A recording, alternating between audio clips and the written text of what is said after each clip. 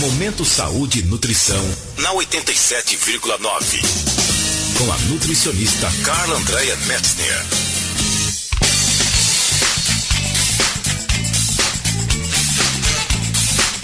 São 9h49. Nós estamos chegando com o nosso Momento Saúde e Nutrição desta quarta-feira, dia 18 de maio de 2016. Bom dia, Carla. Bom dia, Andréia. Bom dia a todos os ouvintes. Um bom dia friozinho, né? Friozinho, gostoso, né? Gostoso. Carla, hoje a gente vai falar sobre o glúten. O que é o glúten? É interessante, né? Às vezes as pessoas não sabem realmente o que é o glúten e falam que tem, às vezes, intolerância, às vezes, né, acabam tendo que aprender isso, né? Então, o glúten, ele é uma proteína que está presente em vários cereais, principalmente no trigo, nas farinhas de trigo, na farinha de centeio, na farinha integral, né? Essas farinhas cevada, por exemplo. Então, e esse glúten é aquilo que dá elasticidade na massa, que deixa o pão mais fofinho, o bolo mais fofinho. É esse glúten. Por exemplo, se você pegar um pouco de farinha, colocar embaixo da água e amassar ela, você vai ficar com o glúten na mão, que é tipo um elástico assim, e é isso que ele faz, né? É uma proteína mesmo, que faz com que dê essa textura legal assim nas massas, né? E o glúten, ele pode causar algum problema na saúde, Carla? Então assim, na verdade, existe uma doença chamada doença celíaca, que é uma doença assim, ela não é nem uma intolerância, nem uma alergia ao glúten, porque também tem a intolerância e a alergia. Mas a doença celíaca, na verdade, ela é uma doença que realmente a pessoa não pode estar consumindo o glúten, porque o intestino dela não aceita, né, essa absorção dessa proteína. Então assim, acaba reduzindo o sistema imunológico e inflama o intestino. É uma doença que inflama o intestino, então acaba não absorvendo os nutrientes e a pessoa vai sentir vários efeitos disso, né? Principalmente ela ataca o intestino, essa doença celíaca, né? Então não dá para dizer assim só uma intolerância, né? Então quando é doença celíaca, tem que ser retirado totalmente o glúten. E quais são as diferenças, então, da doença celíaca e da intolerância ao glúten? E assim, mais ou menos isso que eu estava explicando. E os sintomas, por exemplo, na doença celíaca vai acontecer uma diarreia, dor, principalmente dor abdominal, a distensão abdominal, inchaço, né? A pessoa assim dá aquele mal-estar mesmo se consome algum produto com glúten.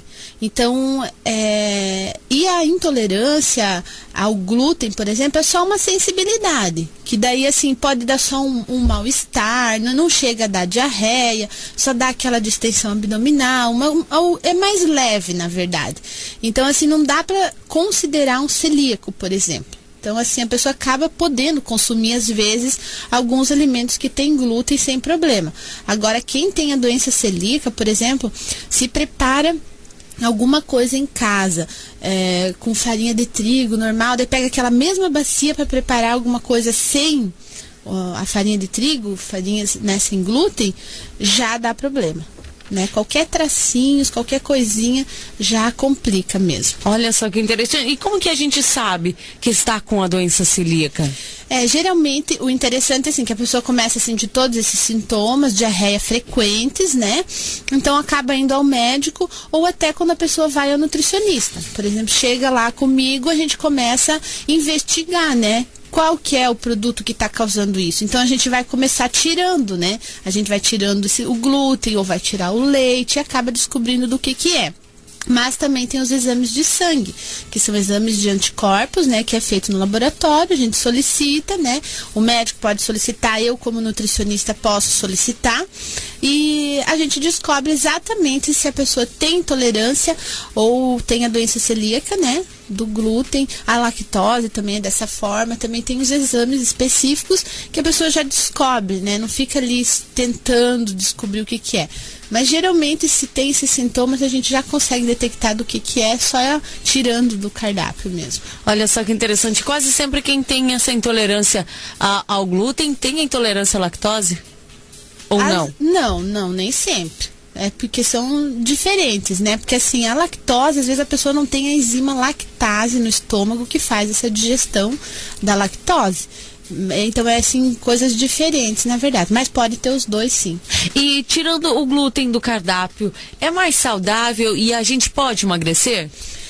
Então, assim, é bem polêmico também isso, eu acho, porque uma pessoa, por exemplo, que não tem a doença celíaca, precisa tirar o glúten. Não tem o que fazer, precisa tirar.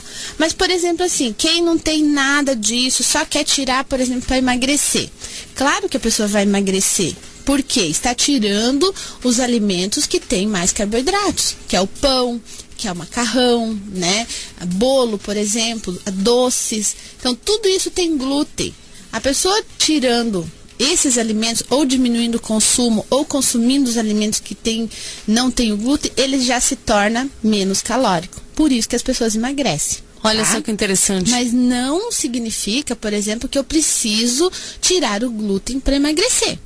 Tá? Então, assim, a gente pode deixar normalmente, só que a gente vai reduzir. Só se a pessoa realmente quer tirar, né? Ou acha interessante que dá essa distensão abdominal. Porque o glúten também, assim, ele acaba, às vezes, prendendo o intestino. Por causa dessa liga que ele tem. Então, acaba, assim, prendendo se a pessoa consome em excesso mesmo. Então, a gente vai reduzindo, a pessoa acaba se sentindo melhor. Né? Então essa que é a diferença, assim, tipo de tirar o glúten ou não, né? Principalmente assim, a questão, vou emagrecer se eu tirar o glúten? Pode até emagrecer, mas é aquela questão que eu falei, às vezes vai emagrecer porque tirou as fontes mais calóricas. Né? O pão, quem não gosta de um pão, né? Às vezes aquele pão caseiro, as pessoas fazem como que eu faço um pão sem glúten, então, Carla? Então isso que é interessante. Às vezes as pessoas não encontram pronto, né? Mas algumas coisas até tem. Só que a gente consegue fazer em casa. Fazer o pão, fazer bolo, fazer várias coisas sem glúten. Então, assim, nós na Nutrivida, nós temos a farinha de arroz, a fécula de batata, que são farinhas que podem ser feito essas receitas. Essas substituições, né? Isso. Substituindo a farinha de trigo. A farinha de centeio também não pode. Então tem que ser a farinha de arroz ou a fécula de batata. E agora a gente tem a goma xantana. Esta goma xantana que vai substituir o glúten, por exemplo, que vai dar liga e consistência nas receitas. Olha só que interessante. É bem pouquinho a quantidade que usa. A gente vende a quantidade que a pessoa quiser, por exemplo, 50 gramas, 100 gramas, né? Então, assim, daí você tem em casa para acrescentar lá na receita, no lugar, tipo assim, coloca a farinha de arroz ou a fécula de batata e a goma xantana, que vai dar um pouco de liga, e daí vai ficar assim um pão melhor, vai crescer um pouquinho mais, né? Vai dar um pouco de liga, ele vai ficar com uma aparência melhor, porque às vezes ele fica um pouco embatumado, né? É verdade. Então, essa goma xantana é interessante, que daí acaba dando essa liga mesmo, né? Então, é bem legal. Inclusive, nós estamos com desconto nessas farinhas, Andréia. Ah, é? Assim, Interessante. Quem precisa, né, quer provar, eu falei assim, vamos fazer uma promoção aí para as pessoas provar as farinhas, tentar fazer alguma coisa em casa, né? Vai na Nutrivida e aproveita um bom desconto nas farinhas. Tá certo, então. E olha, lembrando que, Carla, agora eu estava pensando, quase todos os produtos sem glúten, eles devem conter no rótulo, né? Todos os produtos devem conter se tem glúten ou não. Exatamente. Às vezes a gente só pensa no pão, no macarrão, mas sabia que o ketchup tem glúten? Ah, é? A cerveja. Tem glúten? Tem glúten. Que interessante. É a cevada, né? É verdade. A cevada tem glúten. Então, assim, quem tem intolerância mesmo, digamos, a doença celíaca, é interessante ler os rótulos. Porque às vezes a gente só tira as farinhas e tem vários outros produtos que tem. E se tem assim, se uma fábrica, por exemplo, faz esse macarrão, por exemplo, eu tenho macarrão de arroz também para vender, né, que é legal, assim, que as pessoas podem consumir. Então, assim, a fábrica tem que ter um espaço separado ou só para isso, né, assim, uma fábrica só disso, por exemplo, não pode misturar com outras coisas, porque se tem os traços, quem tem intolerância e comeu, já dá, tem problema. Tem gente que tem alergia, assim, na pele, dá uns vermelhidões, assim, né? Mas o problema mesmo é a diarreia, né? Porque daí acaba não absorvendo os nutrientes, tudo. Mas assim, tem várias opções bem bacanas, inclusive barrinhas de cereais também sem glúten, né?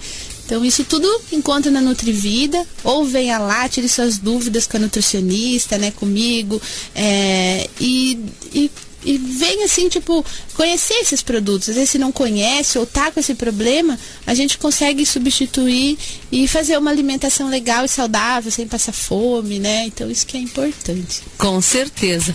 E olha, gente, pra semana que vem, já que a gente está falando aí de intestino, na semana que vem você pensou num assunto muito interessante, né, Carla? Exatamente. A ligação, a conexão entre o cérebro e o intestino. Tem conexão?